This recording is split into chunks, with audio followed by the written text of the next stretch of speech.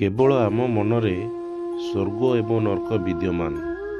मनीष एही दुनिया रे निजर कार्यर फल पाई थाए। आपण लोक मानकु जहा कुहंती सेथिप्रति ध्यान दियंतु। आज जने बंधु आसंता कालीर शत्रु होई पारे। सकारात्मक चिंताधारा केवल विचलित मनरे आसे नाही, केवल एक शांति एवं स्थिर मन को सठिक रास्ता देखाए। तेणु सर्वदा शांत एवं खुशी रे रुहंतु। सबुबेले मिथ्या कुहंतु नाही, कारण तुमे बारंबार मिथ्या कहिले तुमे निजे मिथ्यार कबल रे पड़ीजिवो। आउ से मिथ्या दिने तुम ठारू तुम निज लोकंकु सबुदिन पई दूरेई देबो।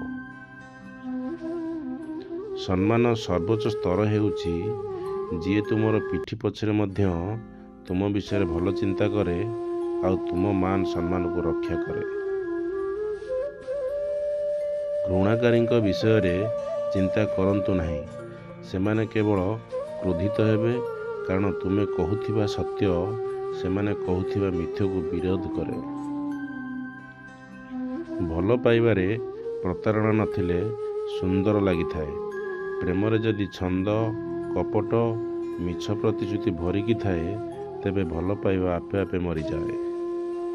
तुमे जहा शुणुछ आउ जहा देखुछ ता सत्य होइथिले मध्य तुमे ताकु प्रमाण करि परिबो नाही, काहेकि ना ए दुनिया रे सत्य को मिथ्यार चाप तले चापी देबाकू प्रयास चली थाए एवं बहुत जल्दी सत्य को कही विश्वास करती नहीं। जदि दुनियार प्रत्येक कार्य मनुष्य द्वारा संभव होता तेबे भगवान विद्यमान न थांते। जेउठारु तुमर प्रयास शेष हुए सेठारु भगवान कार्य आरंभ करती। दर्शक बंधु आपण मानक जदि कथाटी भल लगी थाए वीडियोटी को लाइक करिवे, शेयर करिवे एवं चैनल को सब्सक्राइब करिवे। रहिली जय जगन्नाथ।